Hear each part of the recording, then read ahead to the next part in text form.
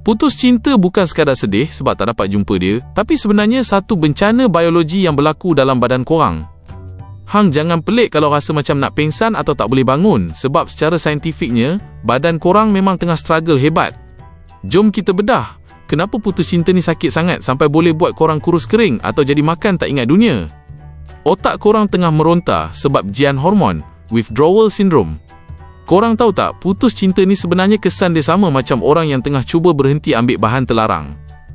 Bila korang bercinta, otak korang sentiasa mandi dengan hormon dopamin, hormon rasa syok, dan oksitosin, hormon kasih sayang.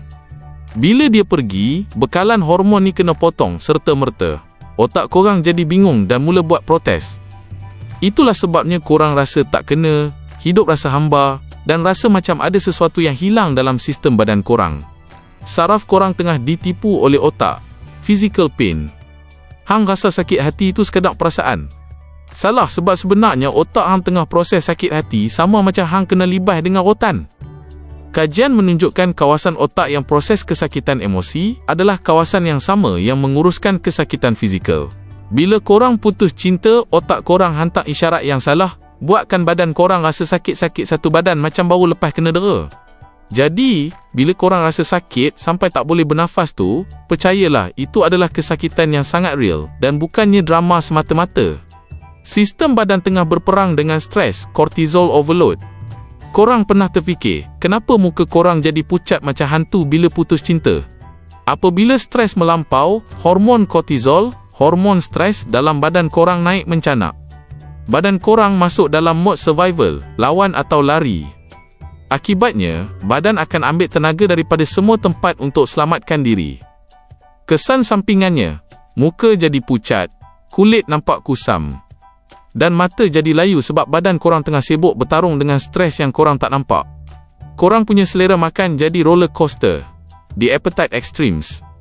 Korang perasan tak, ada orang putus cinta terus jadi kurus kering, tapi ada pula yang makan macam tak jumpa hari esok.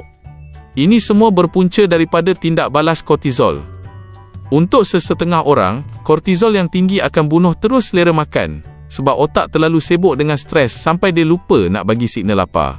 Tapi, ada juga orang yang jadi emotional eater. Mereka makan banyak sebab nak cari dopamin daripada makanan sebagai pengganti rasa bahagia yang hilang akibat putus cinta. Korang jangan pelik, sebab kedua-dua situasi ini adalah respons normal badan korang yang tengah chaos. Korang punya GPS hidup tengah sesat, loss of identity dan rutin. Sebab apa hidup rasa kosong gila? Sebab selama ni korang dah bina peta hidup korang dengan dia sebagai titik tengahnya. Bila orang tu hilang, peta hidup korang terus koyak. Korang dah tak tahu nak makan apa, nak pergi mana atau nak buat apa pada hujung minggu. Proses reboot untuk hidup solo ni memang makan tenaga mental yang banyak, sampai korang rasa putus asa nak buat apa-apa perkara. Ini bukan korang pemalas, tapi otak korang memang tengah loading berat nak sesuaikan diri dengan status baru tu. Hang jangan risau, perasaan semua benda tak kena ni adalah satu fasa sementara saja. Badan korang tengah cuba nak stabilize balik sistem kimia dalaman.